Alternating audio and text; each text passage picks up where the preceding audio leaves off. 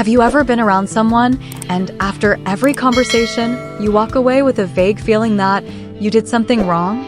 Even though they didn't yell, insult you, or say anything obviously hurtful, in fact, they might have spoken with wisdom and kindness, you still feel completely drained?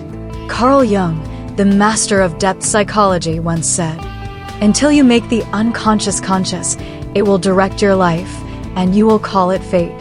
And he warned, the most dangerous trait in a person isn't anger, manipulation, or deceit.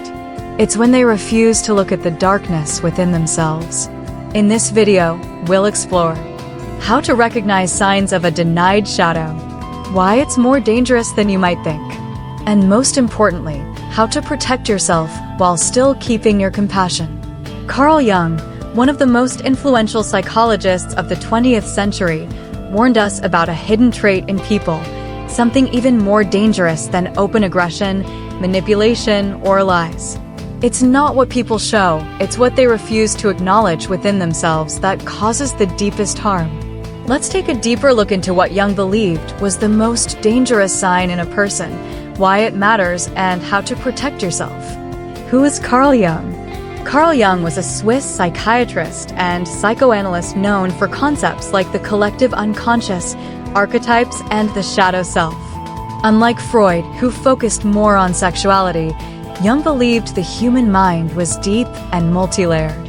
He proposed that each person has a persona, the social mask we show the world, and a shadow, the darker parts we keep hidden, even from ourselves. To Jung, the shadow isn't inherently bad. But when we deny its existence, that's when it becomes dangerous. The most dangerous sign, someone unaware of their own shadow. Jung famously said, "Until you make the unconscious conscious, it will direct your life and you will call it fate." The most dangerous person, according to Jung, is someone who is completely unaware of their shadow. They believe they are wholly good, moral, or righteous. But because they deny their darker impulses, those impulses don't disappear, they get projected onto others. These people blame, accuse, and harshly judge without realizing that what they're seeing in others are actually their own repressed emotions. They may be loving parents, respected leaders, or devoted friends, but they often leave behind emotional damage, confusion, and a subtle sense of control.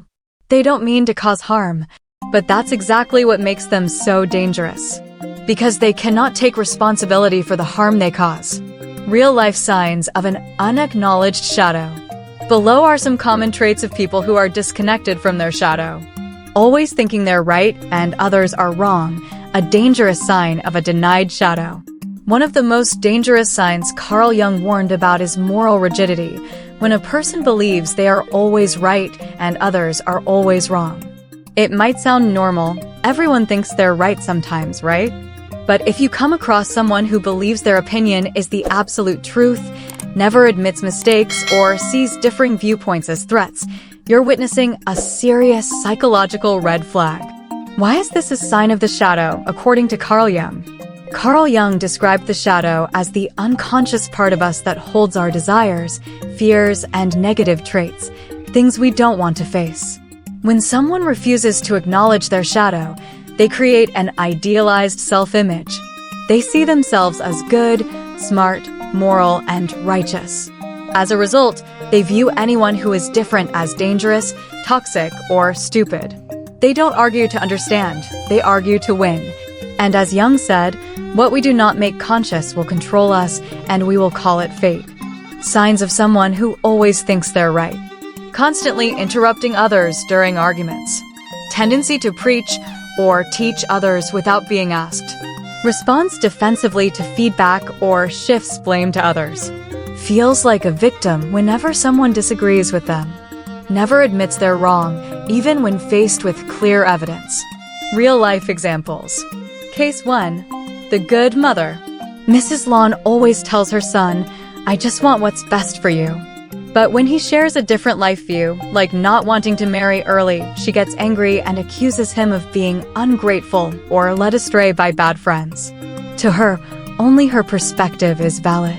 But beneath the surface, Her fear of abandonment and loss of control is hiding behind the mask of love. Case 2. The hypocritical friend. Tan often shares quotes about ethics, kindness, and positive living. But when someone gives him honest feedback that he's controlling or judgmental, he immediately gets angry, cuts off contact, and accuses the other person of being negative and unworthy of friendship. He can't see his own dark side, and that's what makes him dangerous. The dangerous consequences. Deep emotional harm to those around them. Creation of toxic relationships, where others are silenced and forced to endure. Hindrance of personal growth due to inability to accept feedback or learn from others. High risk of falling into ideological extremism, viewing the world only in black and white, right or wrong terms. How to recognize and protect yourself. 1. Observe how they react to feedback. Do they listen or immediately reject it? 2. Reflect on your feelings after talking with them. Do you feel at ease or always like you're the one at fault? 3. Set boundaries. I respect your opinion, but I disagree, and I expect you to respect that too. Advice if you realize you sometimes act this way too. Try saying, I might be wrong. This simple sentence can open up a space for healing and learning. Write down the moments when you react strongly. The question to ask yourself is, why do I need to prove I'm right so badly? Perhaps there's a fear of being seen as inadequate deep inside. Take the initiative to apologize. When you know you're wrong, have the courage to say, I was wrong. I'm sorry. This doesn't make you weak, it makes you strong. Someone who always thinks they're right and others are wrong isn't just being stubborn. They may actually be showing a clear sign of a repressed shadow, according to Carl Jung's theory. The inability to accept differences or look at one's own darker parts often causes conflict, breakdowns, and pain in relationships. Learning to recognize and work with the shadow, both in ourselves and others, is the first step toward living consciously, freely, and forming true connections. Rarely apologizing or owning mistakes, a critical warning sign, according to Carl Jung. In both personal and professional relationships, refusing to apologize or admit fault is often a sign of an unacknowledged inner shadow, according to Carl Jung's theory. This isn't just an annoying habit. It reflects a deeper psychological issue, the inability to face and accept one's own flaws and imperfections. 1. Why do people rarely admit fault? According to Jung, when someone rejects their shadow, the negative emotions, flaws, and mistakes they carry, they can't acknowledge their own wrongdoings. This often stems from a fear of being judged, losing face, or losing power in the eyes of others. They believe that admitting fault would expose their weakness or dark side they've long tried to hide. As a result, they tend to react defensively when criticized, justify or shift blame onto others, refuse to face the truth about themselves. 2. Consequences of not owning mistakes. Refusing to admit mistakes can have serious consequences in relationships. Loss of trust. When someone doesn't take responsibility for their actions, trust erodes. The relationship becomes tense and lacks sincerity. Emotional harm. The person being ignored or wrongly blamed feels hurt, devalued, and may experience emotional distress. Breakdown in communication. Not admitting mistakes blocks open communication and causes misunderstandings and distance. 3. Signs of someone who rarely admits they're wrong. Often says things like, I'm not wrong, or it's not my fault.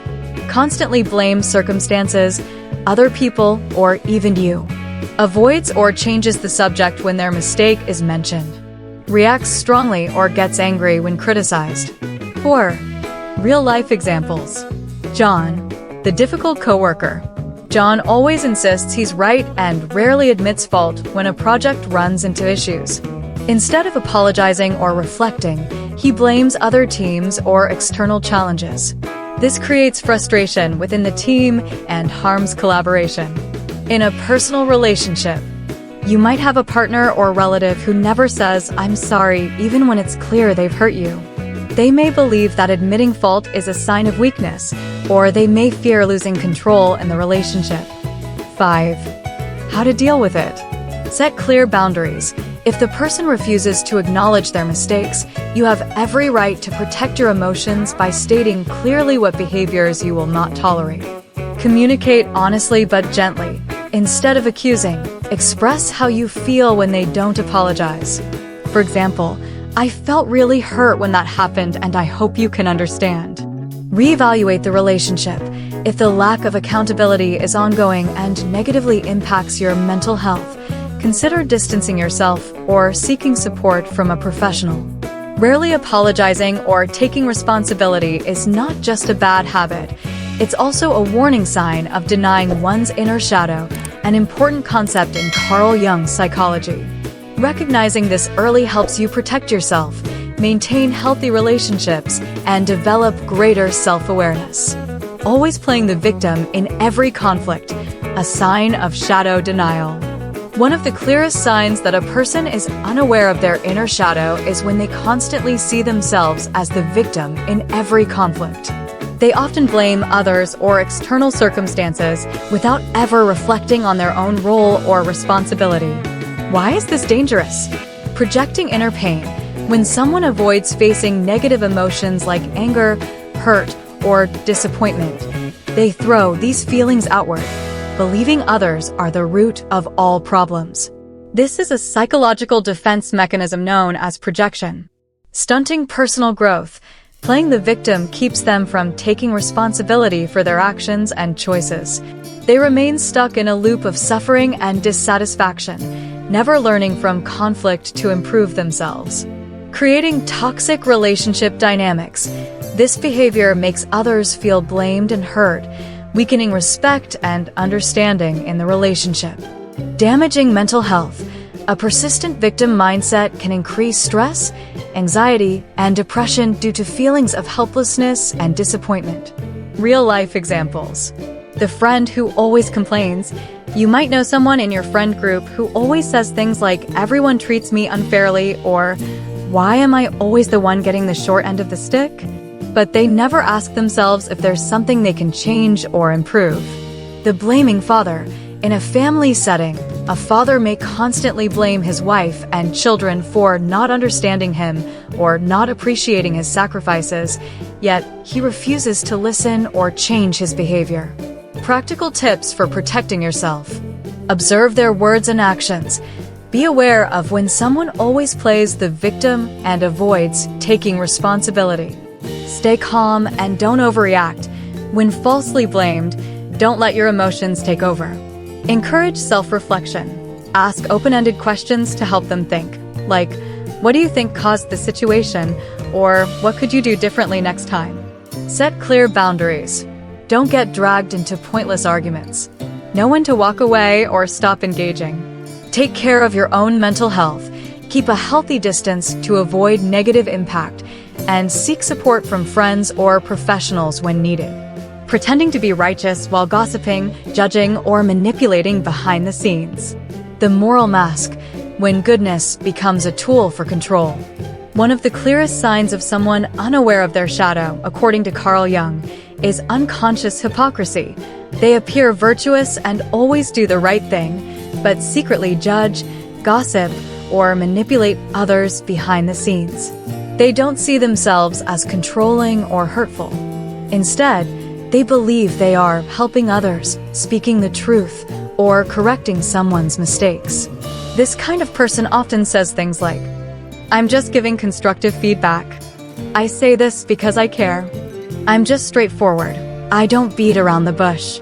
But in reality, what they're doing is attacking others under the guise of morality. They wear a mask of kindness, but underneath are behaviors like talking badly about others to boost their own self-worth, using moral reasoning to invalidate others' real emotions, controlling through guilt. "I gave my all and you still don't understand me?" Real-life example. Evelyn is a colleague who always presents herself as a considerate, morally upright woman. But behind the scenes, she often speaks poorly of others in a tone of pity. "I really feel bad for that girl. She's still so naive and always messes things up." But let's not blame her. We're forgiving people after all.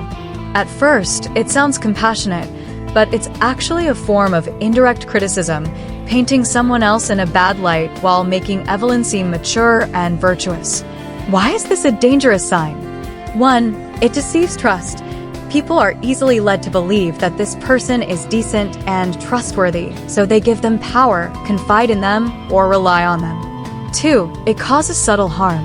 They don't hurt you with harsh words, but rather by making you doubt yourself, feel guilty, or feel like you're not good enough. 3. It's hard to spot and confront. Because their behavior is wrapped in a layer of morality and goodwill, others are easily manipulated without realizing it. From a psychological perspective, this is a form of projection defense mechanism combined with identification with the good. Such a person refuses to acknowledge their inner selfishness, envy, or wounds. Instead, they identify with the image of a moral person and begin to suppress their shadow. When the shadow self isn't acknowledged, it doesn't disappear, it shows up in the outside world through toxic goodness. Morality becomes a tool for manipulation. How to recognize this type of person? They often use moral language, but lack real emotional connection. They frequently share others' faults with many people, but rarely address the actual person directly. When confronted, they'll say, "I just want what's best for everyone," instead of truly listening. How to protect yourself? Set boundaries with people who give moral advice that makes you feel worse about yourself. Trust your own feelings. If someone makes you feel small or inadequate while acting nice, they may be manipulating you with moral superiority. Don't react defensively or attack back. Stay grounded and observe quietly. Reality will reveal itself. Lack of self-awareness and defensive reactions, signs of a mind in hiding. In depth psychology, Carl Jung emphasized that a lack of self-awareness is the root of many unconscious behaviors that harm both the self and others. When someone refuses or fails to look inward, especially at their shadow self, they become easily controlled by that very unconscious part. And one of the most common reactions of someone lacking self-awareness is over-defensiveness when faced with feedback or criticism. Self-defense isn't inherently bad, but when it becomes your default mechanism, it's a red flag.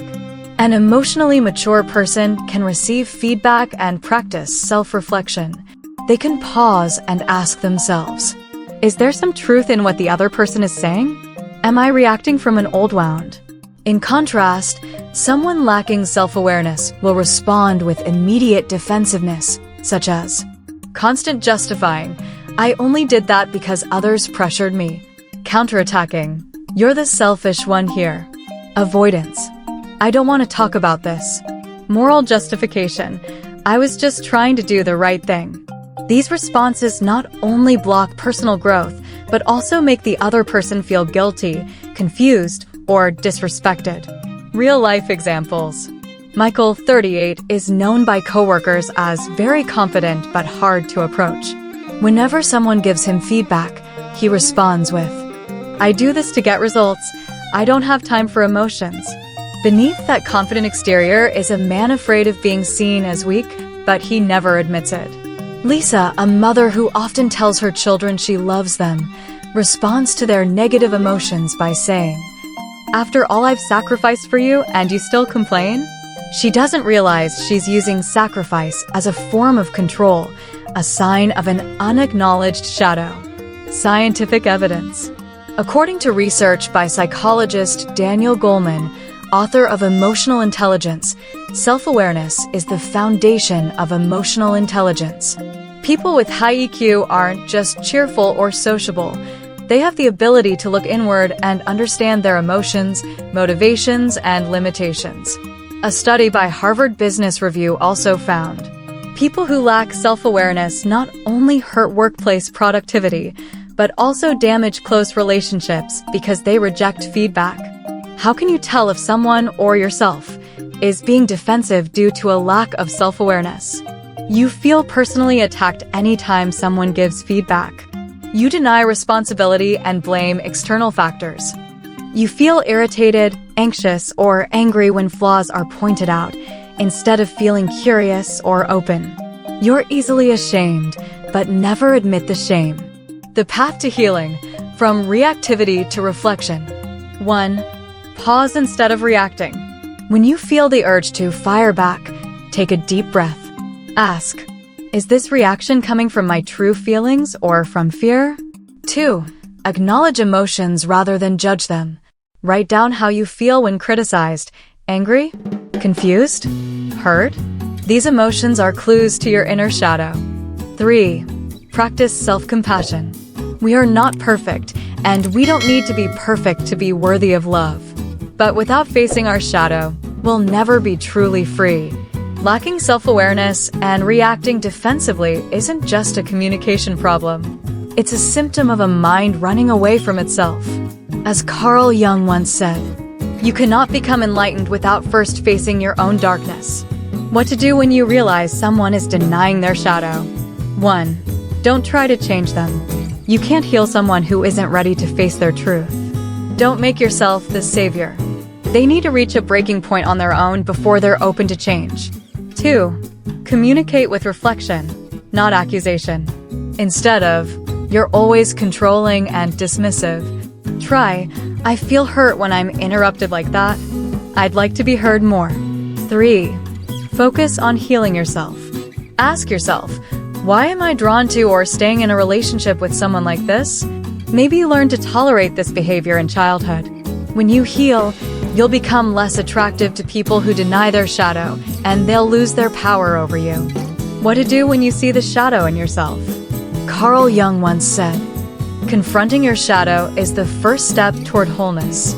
1. Keep an emotional journal. When you feel a strong reaction, hate, anger, jealousy, ask, what part of me is this emotion reflecting?